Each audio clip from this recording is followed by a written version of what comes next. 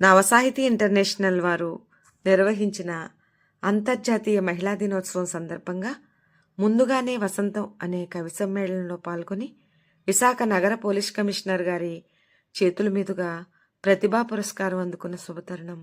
మీ అందరి ఆశీస్సులు ఆకాంక్షిస్తూ. అమ్మా, నువ్వు పుట్టిన నాడే పొడమివని పొగిడారు. భారమంతా నీ భుజాలపై వేస్తూనే భూమాత వన్నాడు. అమృత బాండమే కదా ఆ మాతృత్వపు హృదయం. అమ్మా, నీ రూపాలెన్నో. ఓ జననివై, తనయవై, సహోదరివై, సహధర్మచారిణివై అవనిని పాలించేటప్పుడు ఆదిశక్తి నీ రూపం. అనురాగం కురిపించే అమృతమూర్తి స్వరూపం. ముప్పొద్దుల శ్రమదానం ముదితా నీ జీవితం. అలుపెరుగని పోరాటం, అతివా నీ ప్రయాణం. తల్లి నువ్వు లేకుంటే తల్లడిల్లదా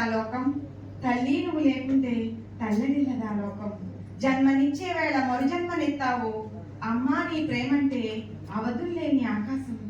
సంసారం అనే సంద్రాన్ని సంధించగలవా ఆమె లేక. అనురాగ సుధల మాధుర్యం చవి చూడగలవా ఆమె లేక. అమ్మా, నీ స్థానం ఆ గగనపు సింహాసనం. ప్రకృతికి పడతికి ప్రణమిల్లే సంస్కారం ఈ నేలది. ఘన సంస్కృతి సౌరభాలు గోపాలించు దేశం మనది. అది మనం ఆదిశక్తిగా కొలిచే అత్యున్నత ఆచారం. ఈ దరిద్రిలో స్త్రీగా జన్మించడమే అమూల్యమైన వరం. అలాంటి స్త్రీమూర్తిని గౌరవించండి, అదే జాతికి ప్రగతి. మహిళను పూజించుటయే మన మహోన్నత సంస్కృతి. కాపాడండి స్త్రీ జాతిని.